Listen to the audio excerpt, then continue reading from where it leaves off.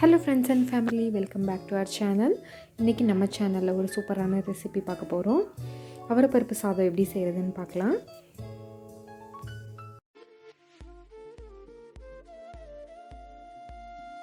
அதுக்கு ஒரு பாத்திரத்தில் 2 கப்பு அரிசி, 1 கப்பு அவரைப்பருப்பு 3 சேர்த்து ஒரு அரை மணி நேரத்துலேருந்து 3/4 மணி நேரம் ஊற வச்சுக்கலாம்.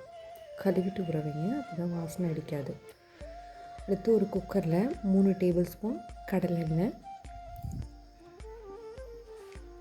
கடுகு, உளுத்தம்பருப்பு, அது பொரிஞ்சதும் வரமிளகாய் எல்லாத்தையும் சேர்த்து நல்லா வறுத்தரலாம். மிளகாய் வறுத்ததும் பொடி பொடியாக நறுக்கி வச்சுருக்கிற சின்ன வெங்காயமும் கருவேப்பிலையும் சேர்த்து வறுத்துக்கலாம்.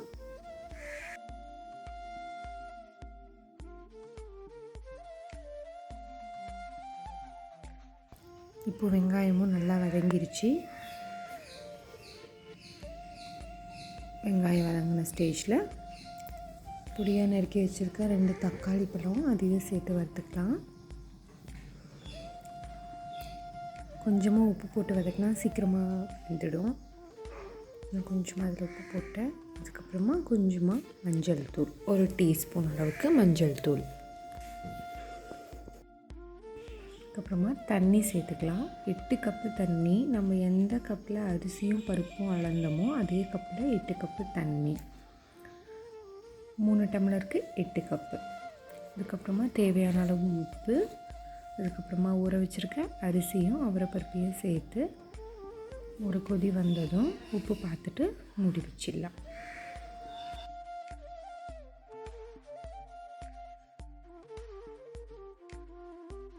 ஒரு டேபிள் ஸ்பூன் அளவுக்கு நான் கடலெண்ணெய் போட்டிருக்கேன். நெய் இருந்தாலும் போட்டுக்கலாம்.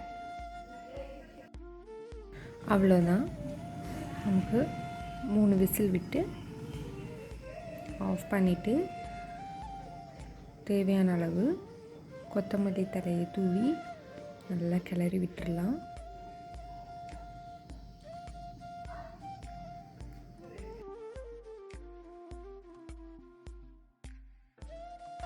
ரொம்ப கொலன்னு செய்ய வேணாம். ரொம்ப நம்ம நார்மலாக சாப்பாடு வடிப்போம் இல்லையா, அந்த மாதிரியும் செய்ய வேணாம். கொஞ்சம் சாஃப்டாக இருந்தால் தான் சாப்பிட்றதுக்கு ரொம்ப நல்லாயிருக்கும்.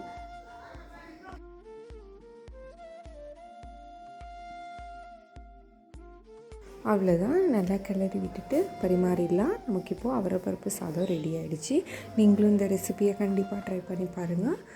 இன்னும் நம்ம சேனலை சப்ஸ்கிரைப் பண்ணாதவங்க சப்ஸ்கிரைப் பண்ணிவிடுங்க. தேங்க்யூ.